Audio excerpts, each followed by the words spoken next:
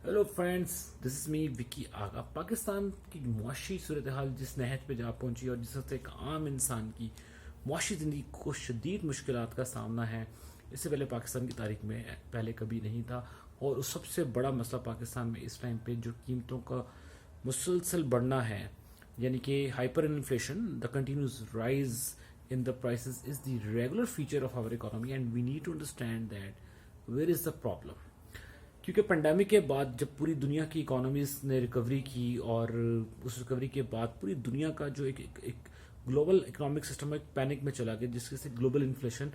जो है वो निकल कर सामने है। लेकिन बिलखसूस पाकिस्तान में जिस तरह से, जिस नहज से, जिस बुरे अंदाज से हमारी इकोनॉमी मुतासर हुई और जिस तरह से आम इंसान की ज़िंदगी जो है मुश्किलात का सामना है, हमें जानने की ज़रूरत है आखिर ऐसी क्या बुनियादी वजह है जिसकी वजह से हमारी इकोनॉमी में इन्फ्लेशन कंट्रोल ही नहीं हो पा रहा और बुरी तरह से हमारी इकोनॉमी के ऊपर इसके असरात जो हैं वो देखने को मिलते हैं। सबसे बड़ा पाकिस्तान में जो मसला हमारी इकोनॉमी को दरपेश है वो हमारा डेट पोर्टफोलियो है। कर्जों का मजमूई हुजम जो है वो पाकिस्तान में हमें जानने की ज़रूरत है। इस टाइम पे पाकिस्तान में जो टोटल डेट है वो 115 अरब डॉलर से ज़्यादा है, जो कि पिछले 3 साल यानी कि 2017 से लेके अब तक 85 अरब डॉलर से लेके 115 अरब डॉलर में एक्सीड कर चुका है। क्योंकि पाकिस्तान का प्रॉब्लम यह है कि कर्जे उतारने के लिए हम कर्जे लेते हैं और एक मुसलसल ये एक विशियस सर्कल ऑफ डेट है जो चलता आ रहा है, और ये पाइलअप होता होता आज हम 115 अरब डॉलर से एक्सीड कर चुके हैं, जो कि पाकिस्तान की टोटल जीडीपी का 80% से भी ज़्यादा है। और इसके अंदर 50% जो डेट है वो एक्सटर्नल डेट है और 35% जो डेट है वो हमारा इंटरनल डेट है। और हम इन डेट्स को उतारने के लिए मजीद डेट्स को एक्यूमुलेट करते जा रहे हैं, जिससे सारी सूरत हाल ख़राब होती जा रही है। क्योंकि पाकिस्तान का सबसे बड़ा प्रॉब्लम यह है, पाकिस्तान जो है वो पाकिस्तान की इकोनॉमीज जो है वो दो एलाइज के बीच में फंसी हो रही है। माजी में एक हम देखते हैं कि अमेरिकन अलाइंस जिसकी वजह से हमने अपने आईएमएफ प्रोग्राम्स, बेशुमार आईएमएफ प्रोग्राम ले चुके हैं, और 90s से लेकर अब के बाद अब तक हमने कोई 14-15 आईएमएफ के प्रोग्राम्स ले चुके हैं। और जिसकी वजह से सबसे बड़ा प्रॉब्लम यह है कि पाकिस्तान की जो supply side of the funding है, supply side of the debt है, उस पर पाकिस्तान का कंट्रोल ही नहीं है। चाइनीज़ इकोनॉमी, जो चाइनीज़ के साथ जो हमने अपना अलायंस बनाया है, उसके साथ चाइनीज़ की अपनी इन्वेस्टमेंट इस कंट्री के अंदर हम देखते हैं, जो belt and road initiative programme के तहत जो है वो 70 अरब डॉलर का जो सी पैक प्रोग्राम है, उसमें चाइनीज़ जो है वो कोई तकरीबन 30 अरब डॉलर के करीब वो इन्वेस्ट कर चुके हैं पाकिस्तान में। तो आईएमएफ जो कि अमेरिकन इन्फ्लुएंस का एक फाइनेंशियल इंस्टीट्यूशन है,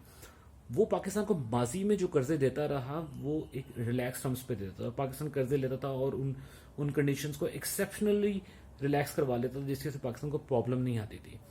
बहरहाल वो कर्जे पाइलअप होते रहे और इसके साथ साथ चाइनीज़ जो अलायंस पाकिस्तान का बना पिछले 10 साल में, वो चाइनीज़ अलायंस बनने के बाद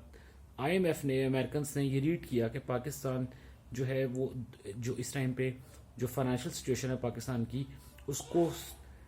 डिप्रेस करने के लिए, उसको पाकिस्तान को किसी एक प्रेशर में लाने के लिए बहुत ज़रूरी है कि अब आईएमएफ की कंडीशंस की ये चीज़ की एश्योरेंस करवाई जाए कि पाकिस्तान उन तमाम कंडीशंस की कंप्लायंस करे, जिसकी वजह से पाकिस्तान की इकोनॉमी पे सबसे ज़्यादा प्रेशर आया है। ये मौजूदा गवर्नमेंट का फेलियर नहीं है कि हमारी सिचुएशन जो है वो इस मौजूदा इन्फ्लेशन का है। गवर्नमेंट की जिम्मेदारी इस हद तक ज़रूर है कि कोई इकोनॉमिक डेवलपमेंट बड़ी नहीं है, ये पैक ऑफ लाइज है एक बार पाकिस्तान के अंदर चल रहा है, लेकिन कोई बड़ी फॉरेन डायरेक्ट इन्वेस्टमेंट पाकिस्तान में नहीं है, बल्कि उसके अंदर भी कमी आ चुकी है।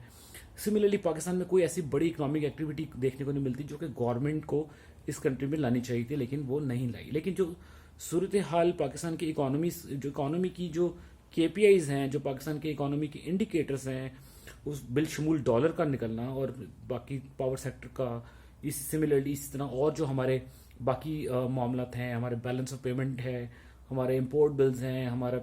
जिस तरह से और बाकी सूरत इकोनॉमी की जो जितने भी कंपोनेंट्स हैं, जो कॉस्ट ऑफ इकोनॉमिक एक्टिविटी है, वो सारी की सारी चेंज हो चुकी है। और उसके पीछे आईएमएफ की शदीद सख्त किस्म की कंडीशंस है जिसकी कंप्लाइंस पाकिस्तान को करना